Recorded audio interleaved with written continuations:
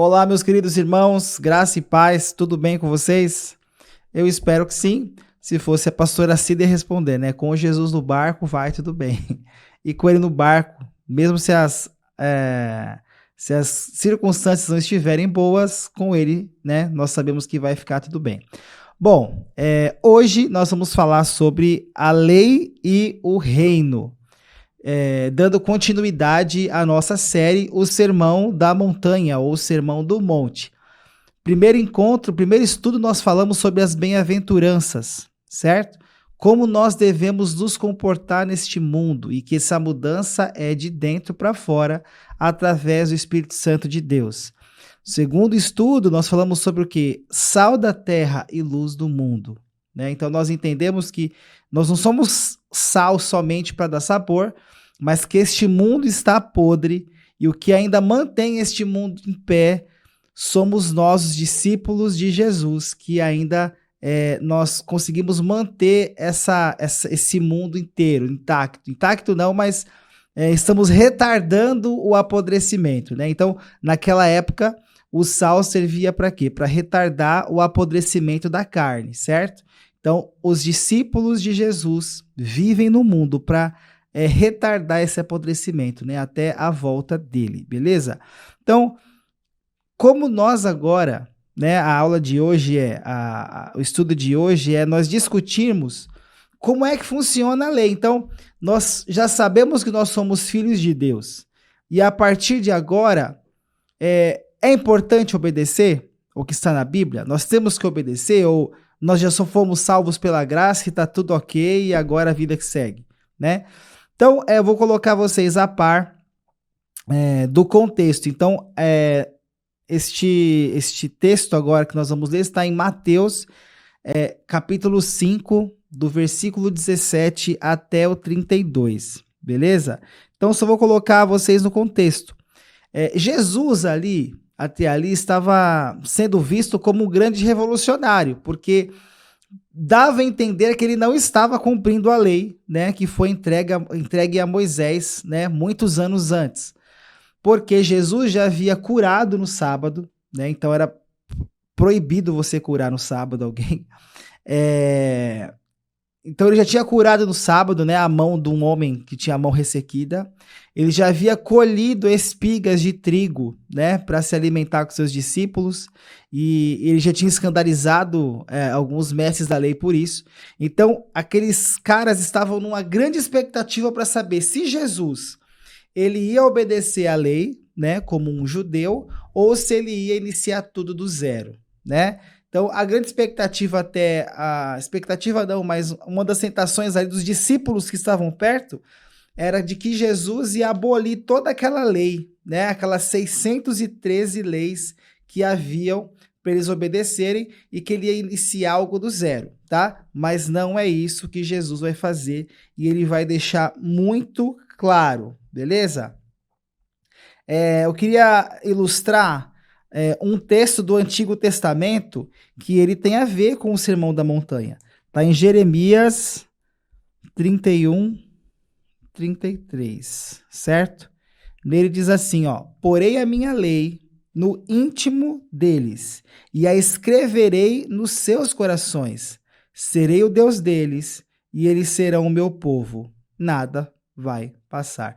Então, o que significa aqui? Que a lei não era mais algo externo só de se obedecer, mas essa lei agora ia mudar os corações, essa lei estaria nos corações daquelas pessoas, né? E aí ele seria o seu Deus e nós seríamos o seu povo, tá? Então, Jesus, os ensinamentos do Sermão da Montanha foram baseados até nesse texto, certo? Que Jeremias escreveu muito tempo atrás, tá? Então, Jesus não veio abolir lei e ele não veio, né? Tanto que ele está baseado nesse versículo, ele não veio para abrir mão desses profetas também, né? Todos aqueles profetas, os grandes, os menores, ele veio para cumprir a lei e afirmar tudo aquilo que esses profetas haviam falado anos antes, né? Bom, Gente, então para a gente começar aqui, já dei né, a prévia do que nós vamos falar hoje. Então agora é a hora de você pegar o seu caderno. Lembra, né? O que nós gravamos aqui, o que você ouve eu falar, nós retemos apenas 4, 5%, certo? É claro que não são só as minhas palavras, mas o Espírito Santo que vai falar ao seu coração, e eu acredito muito nisso, e eu creio nisso, e a nossa fé está firmada nisso, mas é importante que você tenha um caderno para você até sistematizar o que nós estamos escrevendo aqui, para você poder ensinar alguém, para quando você tiver alguma dúvida, você poder voltar no seu material e conferir, certo? Então, tenha em mãos, né, uma caneta, um caderno de anotação, só para isso, né? Tão baratinho um caderno hoje em dia, certo? Então separa um para você acompanhar essa série, beleza? Vamos lá, outra coisa que eu vou pedir, gente, nós, desde que virou o ano aí para 2023, nós temos uma meta de alcançar 1.000 inscritos até a metade do ano. Ah, Wellington, por quê? Vocês querem ser famosos, querem ser reconhecidos na rua? Não, esse não é o nosso objetivo, mas quanto mais inscrições nós tivermos, mais essa plataforma vai entender que o que nós estamos fazendo aqui é algo relevante, é algo importante, e ele vai começar a oferecer estes vídeos para outras pessoas, né, distantes, outras pessoas que às vezes estão lá zapeando o YouTube e esse vídeo vai aparecer e talvez faça diferença na vida delas. Então, nós estamos aqui estudando, tal, né? Tem a parte técnica aqui que vai montar tudo, que é o Roberto. Em casa tem eu, Andaluzia, o Vitor. Nós estamos lá preparando essas mensagens para que o Espírito Santo possa chegar, né, nas pessoas e trazer diferença. Mas você também faz parte disso. Quando você está aqui com a gente, você se inscreve, você comenta, você compartilha, você está fazendo parte desse processo e está fazendo essa mensagem chegar a mais pessoas. Então seja cara de pau, gente. Essa semana eu fui contato por contato. Falei, por favor, ajuda a gente, né, nós queremos chegar aos 1.000 inscritos, né, faça parte disso. E é isso, então é um trabalho de formiga, né, mas nós temos essa meta. Então nos ajude nessa meta, seja a cara de pau do bem, né, então vá lá, vá nas suas listas de contatos, chame um por um. Às vezes você coloca no geral, as pessoas não dão muito valor, vai aparecer aquelas mensagens de bom dia, sabe? Você recebe umas 500 por dia. Não, mas aí você vai lá e manda individualmente, fala, olha, né, se inscreve lá, e você não precisa ir todo mundo de uma vez, vai de 10 em 10, e aí você vai nos ajudando, beleza? E é isso, não se esqueça de dar um like, né, não custa nada, é super rápido, é um clique só aí no íconezinho que tem um dedinho para cima assim no joinha, beleza? E agora nós vamos começar, beleza? Vamos lá então. Bom, então o que eu vou fazer? Eu não vou ler o sermão do começo ao fim, tá? O sermão não, né? Mas essa parte, né, do 17 ao 32, nós vamos por porções, tá? Vou fazer 2, 3 versículos e nós vamos conversar sobre cada porçãozinha que a gente lê, beleza? Então no 17 diz assim, não pensem que vim abolir a lei ou os profetas. Não vim abolir, mas cumprir. Digo-lhes a verdade, enquanto existirem céus e terra, de forma alguma desaparecerá da lei a menor letra ou menor traço, até que tudo se cumpra. Então, Jesus está aí afirmando que ele não veio abolir lei nenhuma, mas ele veio nos ajudar a fazer essa lei ser cumprida. Porque antigamente, gente, não tinha como, por mais que você se esforçasse ao extremo, se fosse um mestre da lei, observar as 613 leis, né? Você até poderia observar, mas não na profundidade ao qual Deus queria que nossos corações se voltassem, né?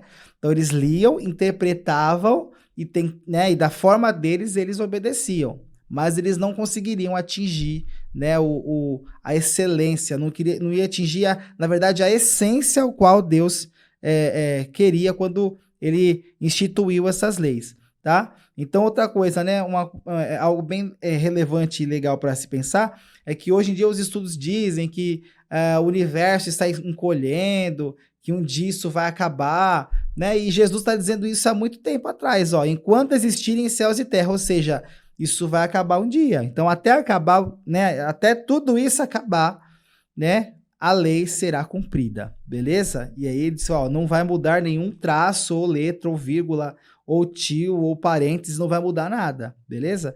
É isso que Jesus estava afirmando ali, tá? E aí, se a gente pensar, o que era a lei, né, na antiguidade? O que era a lei?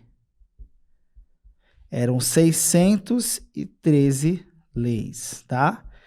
E estes caras estudavam essas leis e tentavam observá-las, né? Além de observá-las, eles tinham essa parte oral de falar, interpretar essa lei e dizer em voz alta, certo? Então, a lei também a gente pode chamar de Pentateuco, certo? Pentateuco. O que é o Pentateuco, gente? Pentateuco são os 5 primeiros livros, né? Gênesis, Êxodo, Levítico, Números e Deuteronômio. Ali estão todas as leis. Para quem está fazendo, quem comprou a Bíblia 365, ou está fazendo algum plano de leitura, já passou por essas leis. Gente, é a parte que dá mais sono. Então, eu sugiro que você leia ela em pé. Às vezes eu ficava de pé, em pé, assim, para ler. Outra coisa, a Bíblia é muito legal, assim, eu tô tentando esse ano seguir, né, esse plano, então é muito legal você fazer essa leitura panorâmica, mas uma coisa que vale a pena eu dizer, invista naquela leitura de pequenas porções, porque às vezes a gente lê tudo e nós só queremos bater a meta, né, de ler, então às vezes a gente tá com nós temos esse termo de maratonar. Maratonar a Bíblia é bacana, mas a gente não consegue se aprofundar nela, né? Então, vai passar muita coisa desapercebida e nesses 5 livros, se a gente ler só por ler, vai passar muita coisa que é profunda, né? Que pode mudar a nossa vida. Então, é isso. Então, quando você for ler as leis, lê em pé, um dia sem sono, né? Não depois do almoço, nem na hora de dormir, porque senão você vai dormir. Beleza? Então eram 613 leis, gente. Era lei, são leis pra caramba, né? Às vezes nem a lei de trânsito a gente consegue decorar todas, quanto mais 613 leis. Beleza? E claro, ele disse também que ele não veio abolir os profetas, mas ele veio sim a confirmar tudo aquilo que tinha dito antes por ele, certo? Vamos lá. Então, outra coisa que a gente tem que pensar. Quando nós falamos, né, das bem-aventuranças e do sal da terra e luz do mundo, era uma contracultura, era algo que chocava. E não só chocava aquela época, como choca hoje. Então, aquele sistema de religião que eles tinham era um sistema fechado e que você tinha que obedecer. Se você estivesse fora, você estava condenado. E, na verdade, nesse grande sistema, você só olhava para uma pessoa. Você só olhava para si mesmo. Então você pensava né, você obedecia e observava as leis para que você fosse salvo. Então as pessoas que estavam ao seu lado, você pode participar disso se você quiser, mas aí cada um por si e Deus por todos, é tipo isso, né? E essa lei que Jesus ensina, era contra essa cultura, certo? Porque ela choca, não? Como nós falamos no primeiro estudo, se nós observarmos as bem-aventuranças, né? Não tem como você passar desapercebido em um lugar, tá? Essas atitudes que você vai ter, vai chocar, vai mudar a atmosfera, vai mudar vidas, certo? Então, era muito contrário daquilo que eles aprendiam, né? Então, como falamos antes, qual era a tentação dos discípulos? Essas 613 leis é meio complicado, né, da gente obedecer. Então, tomara que ele mude tudo, né? E aí fique mais fácil, tá? Mas, vamos lá. Então, não é isso que ele disse, ele já afirmou aí, tá bom? Vamos lá, então. Deixa eu me achar aqui. Bom, outra coisa também que chocava era quando Jesus falava assim, né? Vocês ouviram isso, mas agora eu digo isso. Então, lembra que eu disse também que essas leis eram faladas em voz alta, né? Tinha essa oralidade de interpretar e dizer. Então, essas pessoas ouviam essas leis também. Então, por isso que Jesus diversas vezes vai dizer assim, ó, vocês ouviram dessa forma, porém eu vos digo assim, tá? Então, os mestres da lei também chocavam, porque ele falou, nossa, nós estamos falando isso, repetindo isso tantos anos, e agora vem ele e fala diferente por ele só, né? É estranho isso. Bom, vamos continuar. 19. Todo aquele que desobedecer a um desses mandamentos, ainda que dos menores, e ensinar os outros a fazerem o mesmo, será chamado menor no reino dos céus. Mas todo aquele que praticar e ensinar esses mandamentos será chamado grande no reino dos céus. Pois eu lhes digo que se a justiça de vocês não for muito superior à dos fariseus e mestres da lei, de modo nenhum entrarão no reino dos céus. Aí você choca.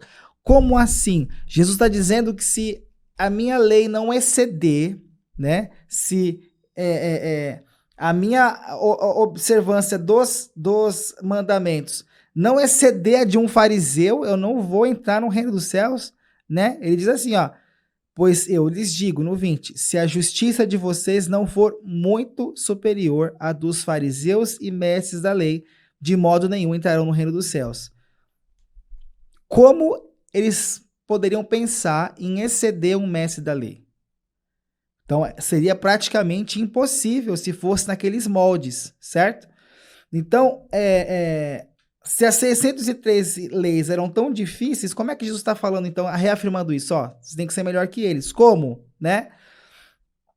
Porque, na verdade, se você observar essa lei só pelo seu intelecto e conceito e sua interpretação, realmente será impossível. Mas Jesus estava implantando um reino ao qual ele não nos deixaria sozinhos. Então, essa mudança viria o quê? De dentro para fora. Né? Então, não era ler, interpretar e se mudar, né? E se transformar. Não, na verdade era receber o amor de Deus. E nós vamos ver agora, eu vou escrever para vocês aqui, tá? Então, o que era exceder em justiça, certo? Então, como é que era antes, certo? Na lei. Como é que era aqui o esquema? Então, nós tínhamos, né, a obediência. Aí você se assemelhava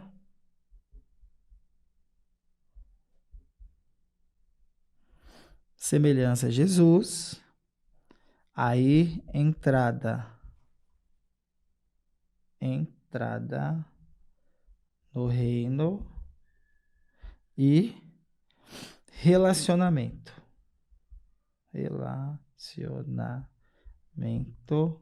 com Deus. Olha só, então. Então, o que acontecia? Alguém falava assim, eu quero ser salvo, o que eu faço? Então, é como se você fosse até a porta do céu, ele te dava um exemplar da lei e falava assim, ó, comece a guardar as leis. E aí você vai poder entrar aqui, ok? Então, esse cara ia para casa com esse livro de regras na mão, de leis, para tentar observar todas elas, para que no fim ele pudesse entrar no reino, para que pudesse o quê? Ter um relacionamento com o seu Deus, certo? Então isso, na verdade, era um grande jogo, né? Então, se eu queria ser salvo, eu precisava o quê? Obedecer essa lei. Se eu não obedecesse essa lei, eu estava perdido, né? Quando eu faço a devolutiva aqui, a conversa que eu tenho com o pessoal do ministério, eu sempre falo, quem já jogou o jogo da vida, né? Tipo o jogo da vida, né? Então, se você obedecer aqui, você anda 10 casas, né? Mas se você furou um farol vermelho ou você fez alguma coisa errada, aí você volta 5 casas, né? E aí no montante, quando você morrer, aí vão ver quantos pontos você teve para ver se você foi salvo ou não, certo? Então, uma outra ilustração legal no Netflix tem uma série, e ela é bem legal, é bobinha assim, mas bobinha no sentido que não tem besteira, tá? Acho que são 4 temporadas, se chama The Good Place, O Bom Lugar, né? E o que acontecia lá? Você morria, e aí você ia para uma antessala, né? Não chegava a Deus direto, você chegava numa antessala e ali ele mostrava a sua vida, o quantos pontos você tinha, para ver se você merecia entrar no bom lugar ou não. Né? Então, é mais ou menos isso que acontecia com os fariseus. Né? Então, eles achavam que ia você acumulando pontos, né?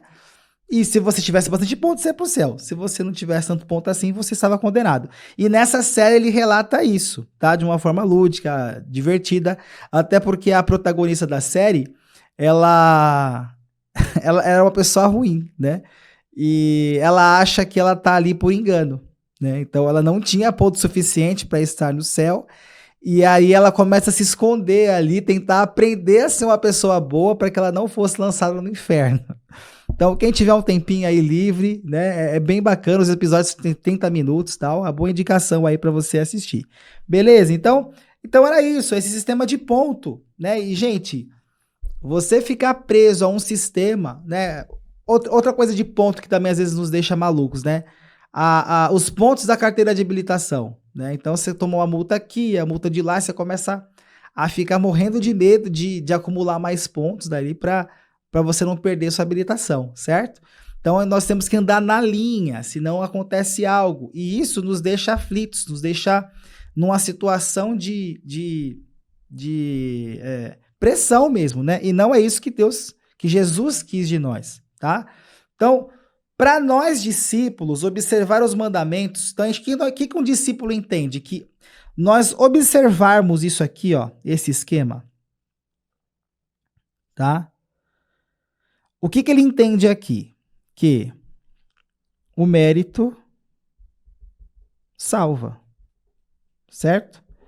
Que você obedecendo, certo? Você está apto a ser salvo. Ou seja, então a salvação depende de você, ok?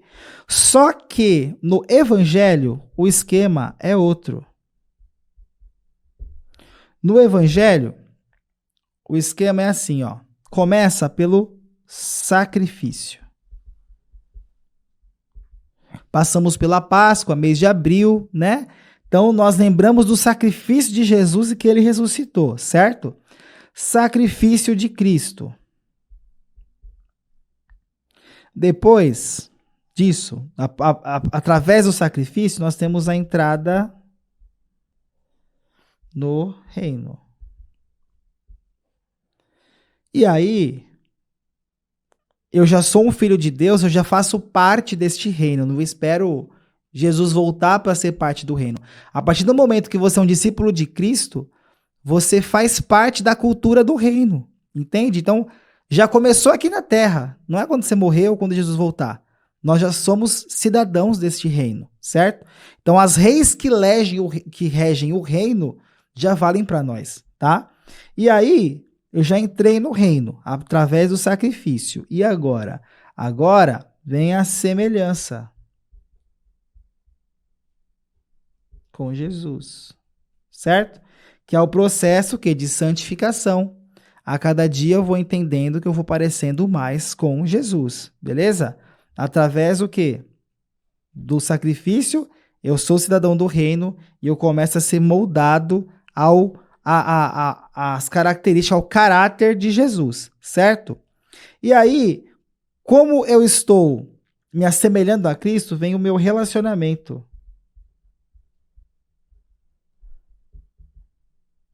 Então eu entendo que eu não preciso morrer ou Jesus voltar para eu me relacionar com Deus. Eu já posso me relacionar com Ele agora, nesse momento. Você aí, você pode se relacionar com Deus a hora que você quiser, tá? E aí depois que a gente se relaciona com Deus, que a gente obedece,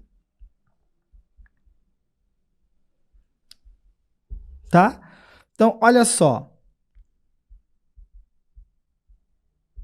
Quando nós entendemos que Jesus morreu e que através do sacrifício dele somos cidadãos do reino, e agora que somos cidadãos do reino, nós nos assemelharemos a Jesus a cada dia, a cada situação. Nós estamos num processo de santificação, beleza? Nesse processo, eu vou me apegando com Deus, eu vou tendo um relacionamento, conversa, intimidade com Deus. E aí eu tô tão íntimo de Deus que eu entendo que agora a minha natureza é obedecer. Porque se eu faço, por exemplo, quem mora nos Estados Unidos fala o quê? Inglês. Ele é natural de lá e falar inglês para ele é natural. Nós que moramos aqui no Brasil, aprender inglês é mais difícil, certo? Porque não é a nossa língua materna, ok? Assim como o português não é dos americanos, ok? Dos norte-americanos. Então, isso é natural. Então, quando eu entendo tudo isso, ó, obedecer à lei é a minha natureza. Obedecer à lei é quem nós somos. Eu não preciso ler as 613 leis, eu não preciso observar e decorar cada uma delas. Porque agora essa lei está dentro de mim e isso começa a se manifestar, ok? Então, quando nós começamos a manifestar a lei de Deus através das nossas ações, nossas atitudes, nossas palavras, vai chocar quem está do lado, tá? Porque eles estão ainda neste pensamento, deste sistema, né? Neste mundo, beleza? Então, aqui no Evangelho, não é mérito nosso, é através da graça, certo? Então nós somos salvos e nós alcançamos salvação através do sacrifício de Cristo. Essa é a porta de entrada, é Ele, né? E Ele pagou um alto preço. Então aqui eu entendo que não há nada que eu faça que eu consiga pagar essa salvação, né? Não há nada que eu e você possamos fazer, ou obedecer, ou cumprir, que vai ser, que será suficiente para pagar essa entrada. Nós entendemos que o que é suficiente é o sacrifício de Jesus, e ele pagou um alto preço para que nós pudéssemos alcançar essa salvação.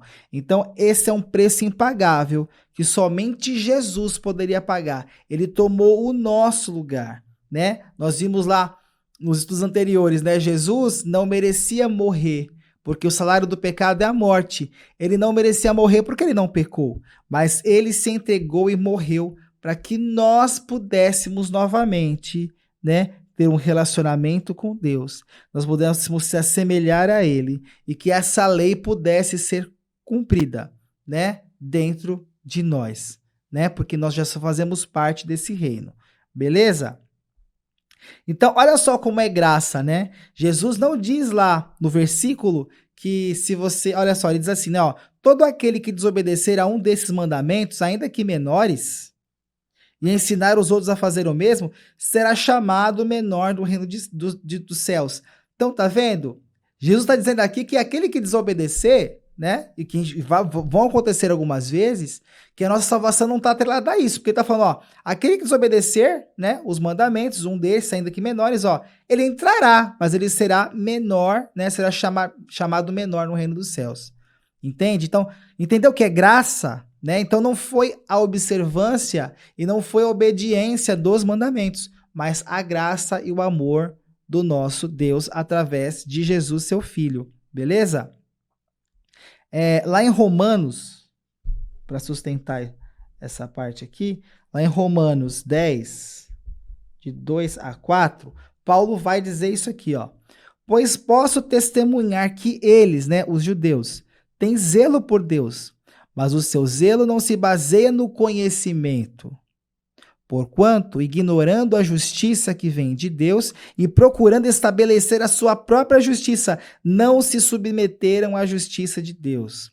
Porque o fim da lei é Cristo, para a justificação de todo o que crê. O que Paulo estava dizendo? Não adiantava eu ter leis na ponta da língua, né? Não adiantava eu ter leis armazenadas na minha cabeça, certo? Através de Jesus Cristo e da sua justificação, né, de nos tornarmos salvos e cidadãos do reino, eu começo a manifestar a natureza do céu. Eu começo a manifestar a natureza do reino onde quer que eu esteja, beleza? Então Jesus, ele veio, na verdade, reposicionar a lei, né? Ele não veio descumprir, mas ele reposicionou, tá vendo? Ó, então aqui você tinha que decorar, entender, interpretar. E aqui a lei está dentro de você. Então ele pegou essa lei, né, e colocou dentro de nós para que ela pudesse manifestar, ok? Então, qual que é o nosso desafio, gente? é a renovação da nossa mente. O que é renovar a mente? O que seria renovar a mente, certo? Então, agora que eu sou isso, eu ajo assim. Então, vou dar um exemplo. Você era solteiro, você tinha os seus comportamentos, você tinha a sua rotina, você era um filho da mãe e do pai. E aí você casou, você saiu de casa. Então agora mudou. Você age de outra forma, ou deveria agir, né? Mas aquele que entendeu o casamento, ele mudou a forma de agir. Porque agora ele entendeu, né? Que ele não é mais o filho da mãe e do pai, mas agora ele é um com outra pessoa, certo? Então, como foi falado várias vezes aqui, a mudança é de dentro para fora. Então a mente renova. E aí Jesus fala assim, ó, vocês ouviram isso, eu porém vos digo. Então, tudo que você ouviu até hoje, toda a pregação que você ouviu, ou presencial, ou um vídeo do YouTube, ou do TikTok, ou de outras plataformas, Instagram, se você ouviu pregações, né? Não tô falando para você esquecer tudo aquilo que você ouviu. Mas você precisa fazer o que agora? Pegar a sua Bíblia. Você tá vendo que eu marco aqui, ó, os textos, né, ó, Jeremias 31, Mateus 5, Romanos 10, né? Vocês estão entendendo? Por que quando um pregador também ele prega, ele faz questão de dizer o texto ao qual ele está pautando e baseando o seu sermão, né? Para que você tenha condições de pegar a sua Bíblia, ler e pedir, Espírito Santo, me dê a revelação da sua palavra?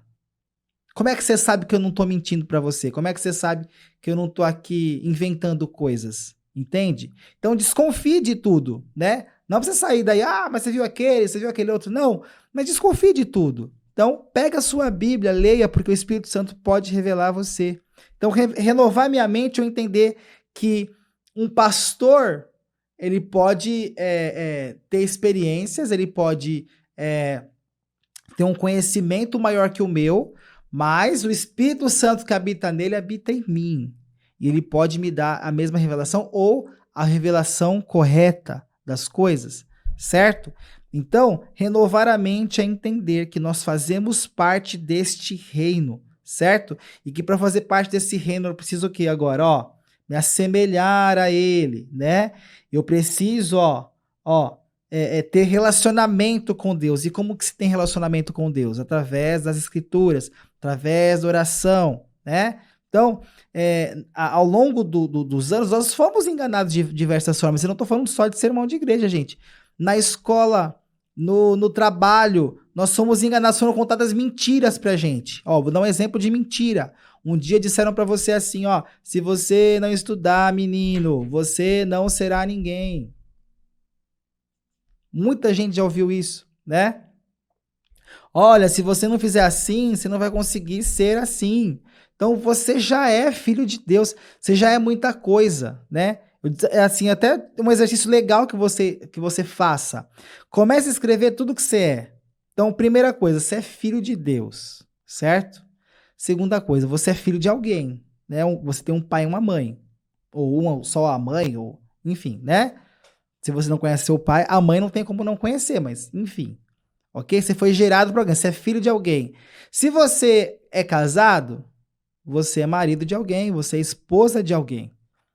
Se você tem filhos, você é o pai de alguém. Olha só quantas coisas que você já é. Então, são mentiras contadas pra gente, são sofismas, e isso muitas vezes bate no nosso coração e ele vem falando forte, ó, você não é nada, você não é ninguém, você é isso, você é aquilo. Então, nós precisamos renovar nossa mente daquilo que você já é. Nós já estamos cheios, gente. Na verdade, quando Jesus fala assim, aquele que beber da minha água nunca mais terá sede. Porque uma fonte, ela jorra água. Então nós temos o Espírito Santo de Deus jorrando água dentro de nós. Então jamais teremos sede novamente. Então quando você já está cheio. Às vezes a gente tem aquela impressão de quando a gente chega à igreja ou começa uma vida com Cristo, nosso corpo está vazio. E aí eu tenho que começar a ler para me encher. E na verdade não é isso. Na verdade, quando você se achega a Deus, você já está cheio do Espírito Santo. Você já está repleto dele, já faz parte de você. E aí quando eu me relaciono com Deus, eu começo a transbordar. E aí as pessoas que estão ao meu lado começam a receber dessa água também, porque eu estou transbordando. Então você não é vazio, você já está cheio, você tem o Espírito Santo de Deus dentro de você. Amém? Então, essa fonte dentro de nós é inesgotável. Então, começa a transbordar para as pessoas que estão ao seu lado. Beleza? Então, manifesta quem você já é. Ok? Bom, então eu vou falar agora.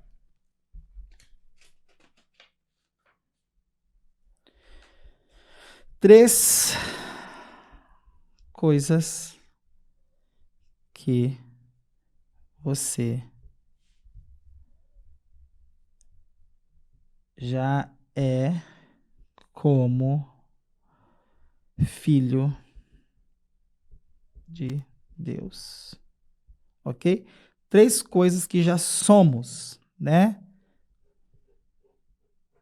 Como filhos de Deus. E aí eu vou convidar vocês a ler o versículo 21, tá? Então, o primeiro,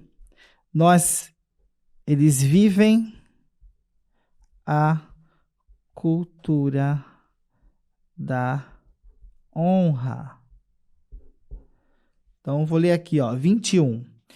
Vocês ouviram o que foi dito aos seus antepassados: não matarás, e quem matar estará sujeito a julgamento. Isso que eles ouviram lá atrás. Mas eu lhes digo que qualquer que se ira contra o seu irmão estará sujeito a julgamento. Também qualquer que disser ao seu irmão, Racá, será levado ao tribunal. E qualquer que disser louco, corre o risco de ir para o fogo do inferno. Então o que Jesus está dizendo não é só o matar em si, não é só a ação de matar uma pessoa, tirar a vida de alguém, mas se você já se irou, porque antes da morte já gerou algo dentro de você, certo? Então você já pecou quando você se irou, né? Você já pecou quando você xingou alguém, né? Então não é só a morte em si, você, né, fazer o ato em si. E o que é honra? O que é honra? Honra é tratar alguém como precioso, valioso. Vou dar um exemplo.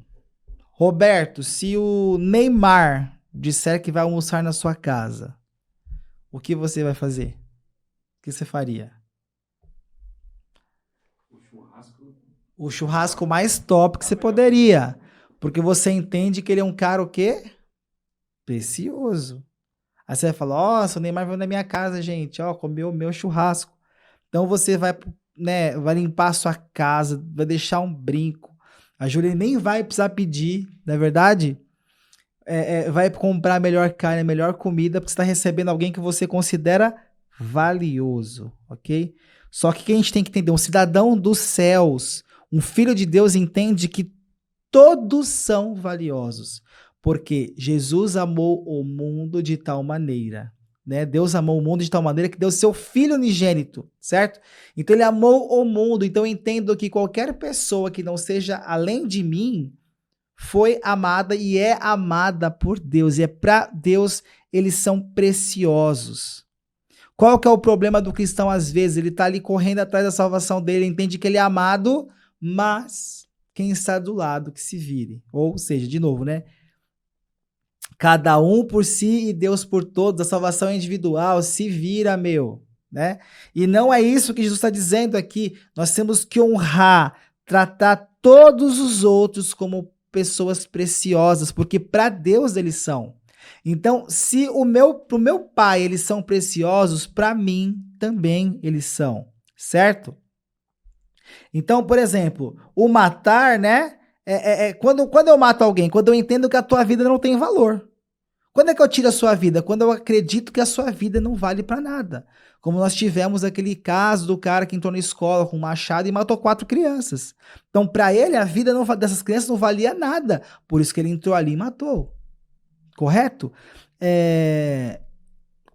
Então, quando eu honro alguém e eu acho que alguém é precioso, jamais eu teria a coragem ou me colocaria para fazer mal para alguém. Entenda isso, certo? Então, só que não é a morte só que Jesus está dizendo, só o ato, mas o que vem antes do ato, que é a ira, certo? Então, o que é ira? Não é aquela banda de rock, tá? Também. Mas o que é ira? Ira acontece quando nosso caminho é atrapalhado por alguém de menor valor. Então, vou dizer aqui, né? Já não é segredo para ninguém. Trânsito. O cara está fazendo barbeiragem, o cara está cortando pela direita, certo? Então ele veio e me fechou, a ira sobe. Por quê? Eu entendo que eu estou observando a lei e ele não está, então para mim eu sou superior a ele, eu estou no meu direito, entende? E aí a ira vem, e aí eu dou uma buzinada, ou eu elogio a mãe desse cara, ou eu falo um palavrão, ou eu fico às vezes, né, tem gente que sai até fora do normal, já aconteceu comigo também, certo? Então, olha só como isso é grave. Então, a ira vem quando eu acho que alguém atrapalhou o meu caminho. Então, eu tracei um plano, aí o Roberto veio, ou alguém veio e frustrou esse plano, e eu me iro contra essa pessoa que me atrapalhou. Vocês estão entendendo? Então, a ira é toda vez que alguém, né, vem aqui, ou um motoqueiro que foi e passou naquele corredorzinho estreito, levou seu retrovisor embora, né? E aí você se ira contra essas pessoas, né? E tem outros e outros e outros exemplos disso, né? Então, os filhos de Deus consideram como se todos fossem preciosos e mais valiosos do que eles, né? Por que nós entendemos isso? Porque nós entendemos que o preço do sangue de Jesus está sobre aquelas pessoas. Jesus morreu por mim, aleluia por isso, mas ele morreu por todos. Viu? Até pelo corintiano, pelo flamenguista. Jesus morreu por todos eles. Entende? Então, quando eu entendo isso e trato o outro como tão valioso quanto eu não me iro, eu não tiro a vida, eu não xingo, eu não amaldiçoo, beleza? Então, outra coisa, às vezes Jesus não vai dizer só sobre o assassinato em si, mas ele vai falar da ira e vai falar o que também? Dos insultos, né? Insultos. Que ele vai falar assim, você chamou o seu irmão de racal, é uma pessoa que seria meio tola, né? Mas não é um tolo educado, como chamar essa pessoa de, sei lá, de um jumento, seu burro, seu jumento, tipo, nessa conotação, ou louco. Então, quando você fala assim, às vezes você pode estar trabalhado com alguém assim, que é um pouco mais lentinho que você, não pega as coisas tão rápido, e você se julga melhor que ela. Então, a pessoa vem falar com você não dá nem importância para aquilo que ela fala. É doido mesmo, é doido varrido. Nem presta atenção porque não vale a pena, tá? Então a gente está falando de insultos. Aqui no Brasil, né? Nós, muitas vezes, a nossa cultura não é uma cultura da honra. Porque até os amigos não sabem se honrar. Então, por exemplo, você tem um amigo, vai, ô narigudo, né? E isso porque é no carinho, né? Vai, ô careca, e aí, barrigudão, beleza? E aí, ô zoado? Então, a gente se trata dessa forma e seria como intimidade. Percebe que nós sempre olhamos para o que a pessoa tem de ruim para evidenciar? Por que hoje acontece tanto bullying nas escolas, né? Antigamente não tinha esse nome, mas agora tem, né? Por quê? Porque você vai na ferida da pessoa, né? Você vai falar aquilo que ela não gosta, né? Você vai olhar para uma característica que essa pessoa já percebeu isso e ela não gosta disso. Então, às vezes as pessoas procuram fazer cirurgia ou tirar algo que ali é, originou um apelido ou insulto, enfim. Então, a nossa cultura é essa. Então, quando a gente tem raiva, aí que a gente coloca o dedo na ferida mesmo. Mas quando é nosso amigo, né? Muitas vezes nós estamos ali evidenciando coisas ruins, certo? Coisas que são negativas. Então, um filho de Deus não inventa apelido. Gente, eu sempre, né, tinha essa, né, eu tive muito essa prática de pôr apelido, de caçoar, né, até porque a minha orelha não é pequenininha, então, antes de eu ser zoado, eu zoo, entendeu? Isso é uma tática também, gente. Né?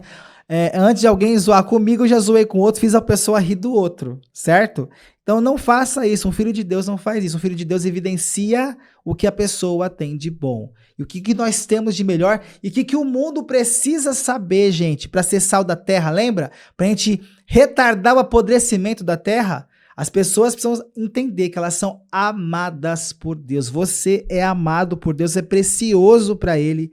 E a sua vida valeu um sacrifício de cruz, um sacrifício de dor, tá? Ele morreu por mim e por você. Então, Ele ama você demais. Então, as pessoas precisam saber disso. Então, você precisa falar, você precisa manifestar isso, certo? Revelar quão valiosas são as pessoas, certo? Então, quantas coisas as pessoas já não ouviram, né? Você é um maldito, ou você é um solteirão, você é uma solteirona, né, meninas? Você é uma solteirona, ninguém te quer. Ou você já casou 3 vezes, ninguém quer você, seu zoado, né? Olha o que o inimigo, que o diabo já falou para essas pessoas e nós estamos muitas vezes reafirmando e evidenciando isso na vida delas. Então elas já estão cansadas de ouvir isso. Então o que elas precisam ouvir? A mensagem de salvação. Elas precisam ouvir a mensagem de que elas são amadas. Então diga, fale, manifeste perto delas que elas são preciosas, tá? E gente, né? Tem insulto que às vezes dói mais que um tapa na cara, certo?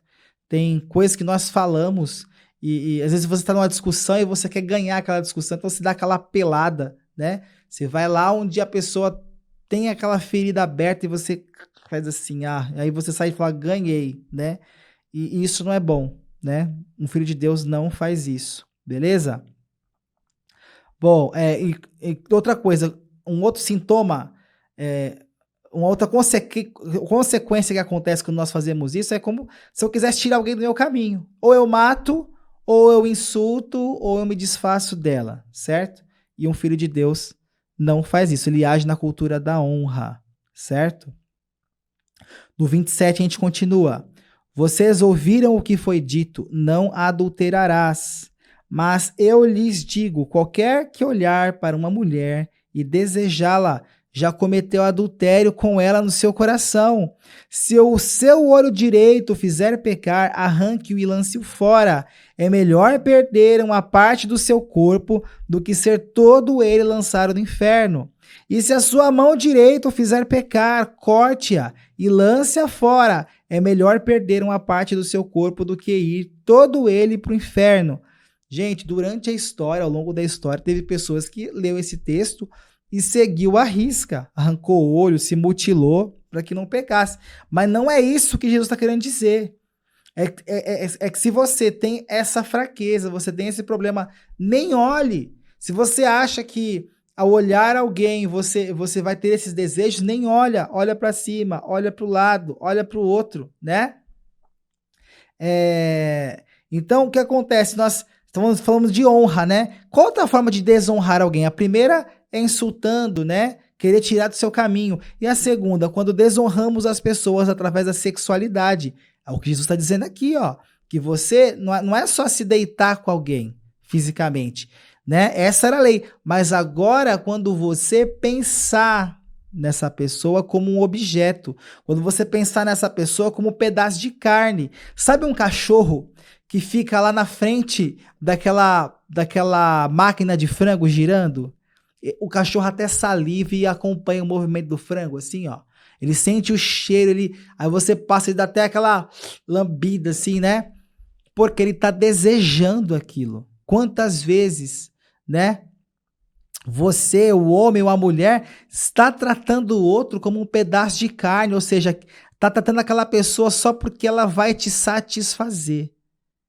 Entende? Jesus está dizendo também ali, né, entre linhas, sobre um sexo solitário, né? Porque se seu olho te faz pecar e a sua mão direita te faz pecar, e antes do seu olho fazer pecar, você já pensou, que eu queria dizer, você cobiçou alguém, certo? Então, isso já é um adultério. Então, gente, pornografia, vídeos, fotos, né? É, é, é, é, Lembre-se que aquelas pessoas que estão ali naquela cena, lembre-se que aquelas pessoas que estão ali naquela foto ou qualquer outra coisa, eles são filhos de Deus. Jesus verteu sangue por cada um deles. E quando você está ali, olhando para aquilo e se deleitando, você está desonrando filhos de Deus. Você está desonrando aquelas pessoas que foram amadas e compradas a preço de sangue.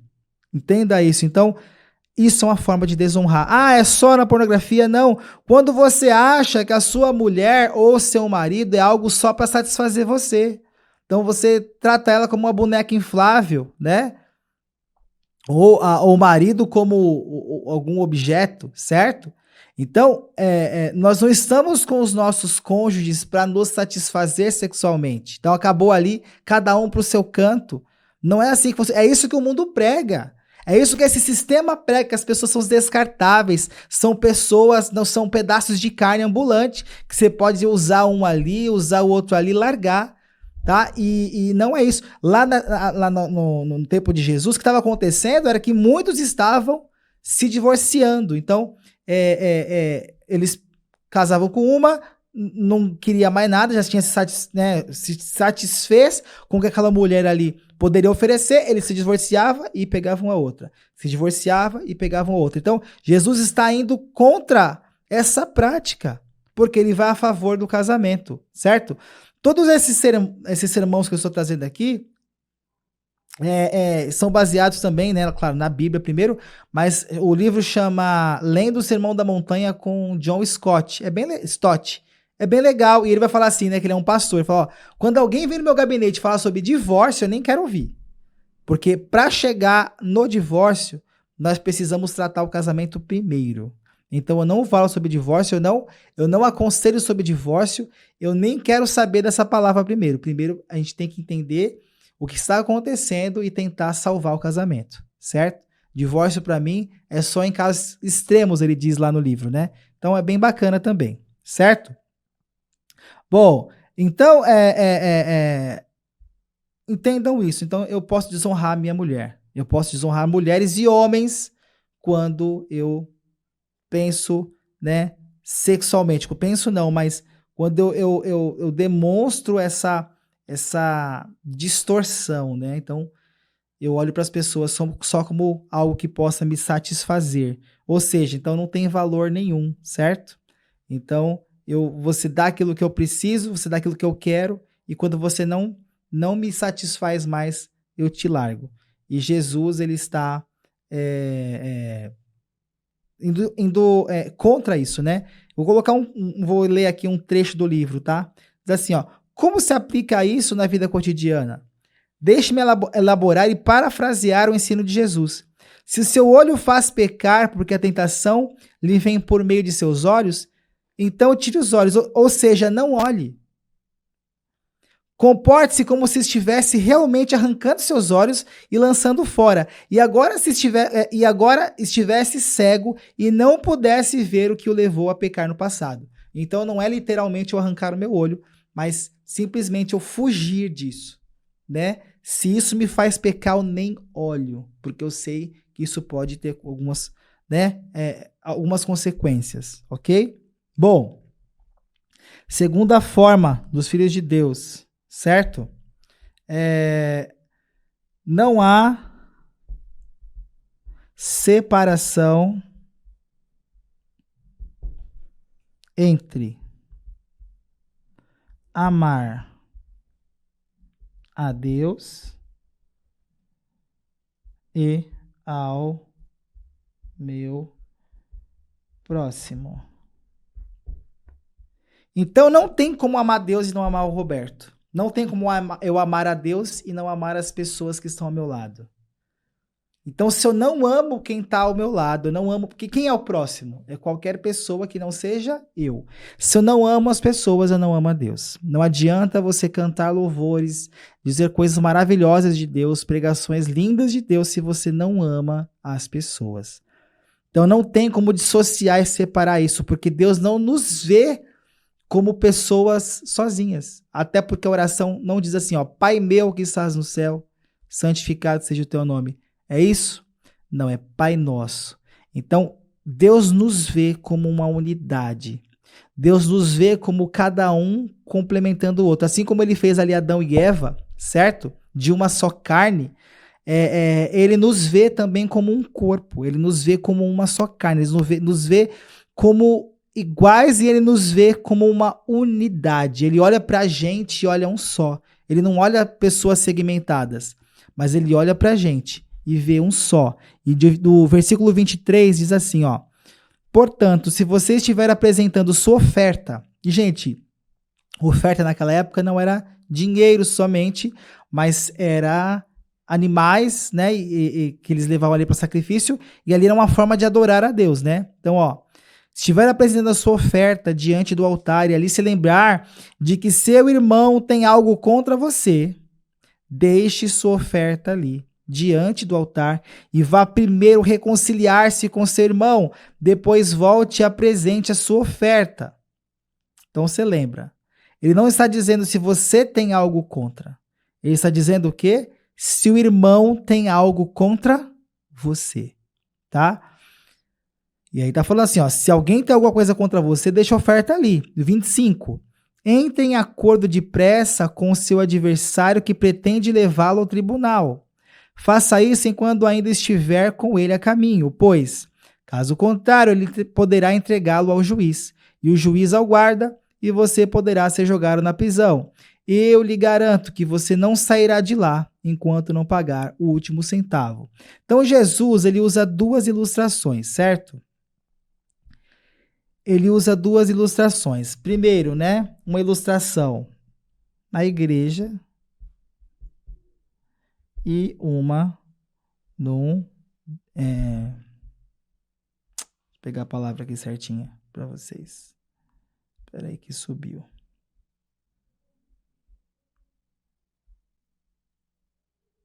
E a outra no tribunal. Certo? Então ele diz aqui, ó, você que foi até lá o altar e foi entregar a sua oferta, você que veio até a igreja, você está lá no meio do louvor, cantando, né? Um louvor ali, adoração a Deus, mas se você estiver cantando e tiver alguém contra você, se tiver alguém chateado com você, se tiver alguém ali triste com você, de nada adianta. Ele vai falar assim, ó, para o que você está fazendo, para o louvor pela metade e vai se reconciliar. Lembrando que a frase de Jesus não é se você tem algo contra. A palavra de Jesus diz assim, ó, se alguém tem contra você. Então, se tem alguém contra você, vai e se reconcilia. E outra coisa, o tribunal, gente, a gente pode chamar isso aqui, sabe o que de hoje? SCPC. Se o nome está sujo na praça, uma coisa é você não ter condições de pagar. Mas eles oferecem hoje em dia, né, algumas taxas às vezes mais baixas, ou dividir a sua dívida em pequenas porções, né, parcelas. Então vá lá e negocia. Sabe por quê? Porque aquele cara que te emprestou o dinheiro, aquele cara que confiou no seu crédito lá e emprestou, né? Ele não é que ele tá pensando mal de você, mas é como se estivesse. Porque ele confiou na sua palavra que você ia pagar, você pegou e não pagou, né? Então, tem muito crente devendo muita coisa, certo? Então, se tem alguém que você pegou um dinheiro emprestado, a pessoa tá lá triste com você, sabe? Que você não paga e que já te cobrou várias vezes e você não pagou, vá se reconciliar. Então, não é só na igreja, ele estende isso para todos, ok? você precisa se apresentar a essa pessoa. E aqui no caso, negociar. E aqui o quê? Pedir perdão. Não tem como viver uma vida de adoração, gente. Não tem como viver uma vida de discípulo de Jesus se eu entender que se eu estiver fazendo mal para alguém, tá? Então, isso é muito importante, né? Eu acho que acontece muito. Quem nunca, né? O nome não ficou sujo. Às vezes tem situações que realmente é difícil, mas tem gente que já faz a dívida pensando em não pagar, né? Então, gente, é isso aí. Tá? O recado é esse, beleza? Então, tome ações imediatas e drásticas para retratar o relacionamento rompido, né? Para pedir desculpa pela queixa. Então, gente, se você já tem alguém, vai fazendo uma lista aí de pessoas que você está devendo ou que, né, você magoou e machucou. Terminou aqui, pega o contato, liga e fala: foi mal, em nome de Jesus, me perdoa, estou sendo transformado e quero ser um discípulo de Jesus. Beleza? Venha comigo. Meu, tenho certeza que se você do nada chegar nessa pessoa, vai até chocar. E essa pessoa vai querer saber o que está acontecendo com você. Aí você manda o link aqui, né? Para que ela possa também ser moldada, né? Não por mim, mas pelo Espírito Santo. Último, deixa eu ver se tem mais papel em branco aqui. Deixa eu dar para usar aqui, né? Dá. Ó, 3. Filhos de Deus amam com amor ágape. O que é um amor ágape? Um amor de sacrifício. Mas não é um sacrifício triste que você vai, eu tenho que fazer. Não. É aquele que você se doa. Vou dar um exemplo bobo, mas eu acho que tem muito a ver. Já assistiu aqueles filmes de Hollywood em que o cara tá apaixonado pela menina, e aí ela não confia muito nele, ele pisou na bola, aí no final do episódio o cara vai atirar, o cara se põe na frente, pula e pega nele, né? Eu tava assistindo o Sonic 2 com o Marcos, tem uma cena dessa, um cara da polícia lá vai atirar na noiva do cara, né? Que é um casamento arranjado. E aí ela descobre que foi arranjado, ela fica muito nervosa, só pra resumir a história. E aí o que acontece? Esse cara manda ela parar, ela não para e o cara vai atirar. E aí esse cara que pisou na bola com ela se lança na frente, né? Aquela arminha de choque lá, eu não sei, não vou lembrar o nome agora. Aí ele tira na frente, fica tremendo lá, aí ela vai até ele e fala: e agora eu sei que você me ama mesmo. Então é mais ou menos isso. Então, o ágape, ele tem prazer em se sacrificar, ele tem prazer em doar, ok? Ele dá sem esperar nada em troca. E também nós temos um outro tipo de amor que chama eros, tá? Até daí vem a palavra erotização. Por quê? O eros é aquilo que oferece algo para mim.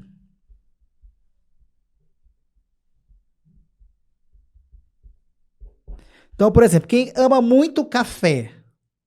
Então, quem ama café tem um amor eros pela sensação que o café te traz. Ou um chocolate, ou mesmo a erotização ali, a gente fala de sexualidade, certo? Então, esse tipo de amor vai oferecer algo em troca para mim. Mas Jesus diz assim, que um filho de Deus, ele ama com amor ágape, porque o eros quer o quê? Troca. E o ágape quer ele é o quê? É dar. Então, o Filho de Deus ama com amor ágape. Um Filho de Deus, né? Lá em 31, no versículo 31, tá escrito assim, ó. Foi dito, aquele que se divorciar de sua mulher deverá dar-lhe certidão de divórcio. Mas eu lhes digo que todo aquele que se divorciar de sua mulher, exceto por imoralidade sexual, ou seja, se ela o trair, ou enfim, né? Faz que ela se torne adúltera, e quem se casar com a mulher divorciada estará comendo adultério. Então, a base do divórcio, o que, que é? Ó? Divórcio. O que, que é? Igual, certo? Igual. Essa pessoa não serve mais. Resumindo, quando eu me divorcio, é tipo assim, comprei um rádio, ele veio estragado, vou na loja e devolvo. Comprei um celular, né? Aí, os celulares fazem muito disso, né? Então você compra, ele é muito bom. Passa 1 ano, 2 anos, 3 anos, ele não recebe mais atualização, esse celular vai ficando lento. Então é como se quem fez o celular falasse assim pra você, ó, se divorcia desse celular porque ele não vai suprir mais as suas expectativas, certo? Então, o divórcio é isso, essa pessoa não serve mais pra mim, então vou devolver pro pai, vou devolver pra mãe ou vou largar, beleza? E é isso que Jesus estava batendo de frente, como eu disse antes, né? Os judeus estavam fazendo isso, estavam casando e se divorciando, né? Porque o que eles queriam ali era a troca, né? Então, a gente tem que entender que quando a gente casa, né? A gente não, casar não é para quem tá vazio, mas casar é para quem tá cheio de amor. Ou seja, ele quer transbordar na vida do outro. Casar não é aquele para você, aquela pessoa completar você. Ah, mas ele vai me completar. Não. Nós estamos lá para derramar sobre essa pessoa, certo? Então, o casamento nós não estamos vazios, lembra disso? Nós estamos transbordando, porque a minha fonte de amor não é a Jéssica. A minha fonte de amor é Jesus. E aí eu transbordo de amor na Jéssica, né? Então, o ágape é isso. Então, quando eu estou transbordando, eu estou doando, eu estou oferecendo, né? E eu me sinto cheio e feliz por isso, ok? Então, casar não é achar a fonte, mas é achar um recipiente. Então, não vou esperar ela me completar, eu vou encher ela, eu vou enchê-la, certo? Então, eu transbordo. Então, tem uma fonte jorrando, lembra que nós falamos antes? Somos cheios do Espírito Santo, temos uma fonte jorrando dentro de nós, então nós vamos transbordar e encher a pessoa que está ao nosso lado. Então qual que é o problema? Porque muito casamento está se destruindo, gente, porque as pessoas estão esperando, né? Então eu caso com alguém, esse alguém me completa até X. Depois, quando eu enjoo disso, ou não, ela não está mais suprindo as minhas expectativas, eu largo e quero outra pessoa. Né? Então, quando a gente entende que a nossa fonte é Jesus e essa fonte é inesgotável, né? Então, eu derramo sobre ela e ela também tem essa fonte que é Jesus, ela vem e derrama sobre mim, né? Nós descobrimos também que o nosso genital não é para nos dar prazer, mas é para você dar prazer, ok? Então, como eu falei, tem gente que trata a esposa como uma boneca inflável, certo? Ou vice-versa também, ok? Então, nós temos que entender que nós temos que satisfazê-la. O seu marido te satisfaz, sua esposa satisfaz o marido, ok? Então, nós estamos aqui para completar. Completar não, mas para transbordar na vida dessa pessoa, beleza? Então, o amor ágape, ele sempre vai, né? Ele sempre vai. Deixa eu pegar aqui. Ele se alimenta da fonte, que é quem? Jesus. Você quer ser um casamento bonito? Você quer ter um casamento lindo? A fonte é Jesus. Ah, mas eu comecei a orar na igreja, a gente só briga. Gente, coisas vão acontecer. Somos seres humanos e estamos em constante transformação.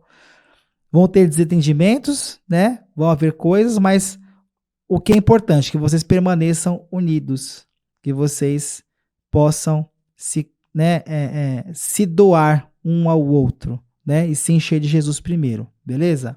Bom, só para completar, eu queria ler aqui para vocês uma parábola que não é da Bíblia, tá? Mas tem muito a ver, certo?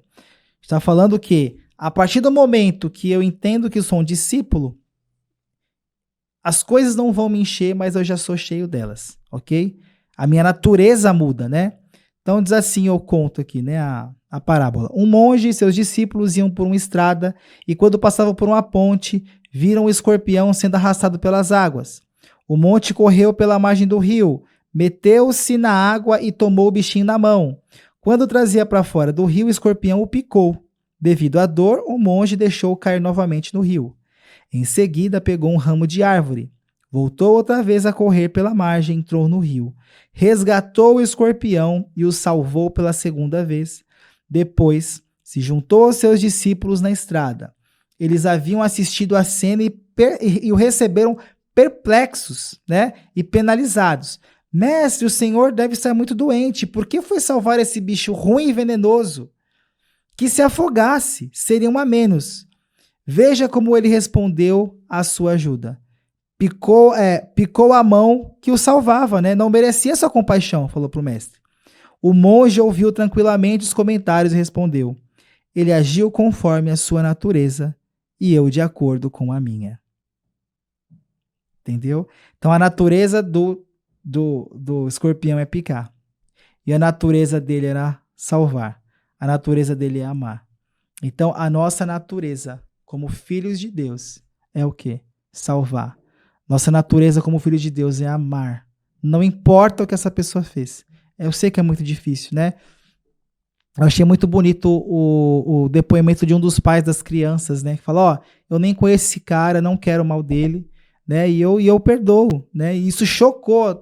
E eu ouvi muitas pessoas falando, como é que esse cara conseguiu fazer isso? Não é possível que ele tenha conseguido. Mas ele ali falou, eu sou um discípulo de Jesus. Ele disse essas palavras. E eu, por seguir a Cristo, eu perdoo essa pessoa, né? Olha só que prova. E é como se fosse esse monge, né? Como perdoar alguém que te fez mal, né? Então, a natureza de um discípulo é perdoar. A natureza de um discípulo é amar incondicionalmente, com amor ágape, um amor de sacrifício. Beleza? Gente, então, ficamos por aqui, né? Nós entendemos que Jesus não veio abolir a lei, mas ele veio recolocá-la dentro de nós, e recolocando dentro de nós, nós não precisamos ficar decorando leis, mas é só sermos quem ele nos chamou para ser. E manifestar, deixar manifestar e colocar para fora, né? O Espírito Santo colocar para fora aquilo o que Jesus te chamou para ser, que é ser filho, beleza? Então nós ficamos por aqui. Eu te desafio também a você procura alguém, peça perdão, né? Se tem alguém contra você, peça perdão. E desfrute disso, porque eu tenho certeza que virão frutos, né? E é isso. Ficamos por aqui, mais uma vez ficamos por aqui. O coitado do Roberto já colocou as 3 vezes a mão na câmera. Agora sim. Ficamos por aqui. Até a próxima semana, neste mesmo canal, nessa mesma hora. Fiquem com Deus e até a próxima. Tchau, tchau.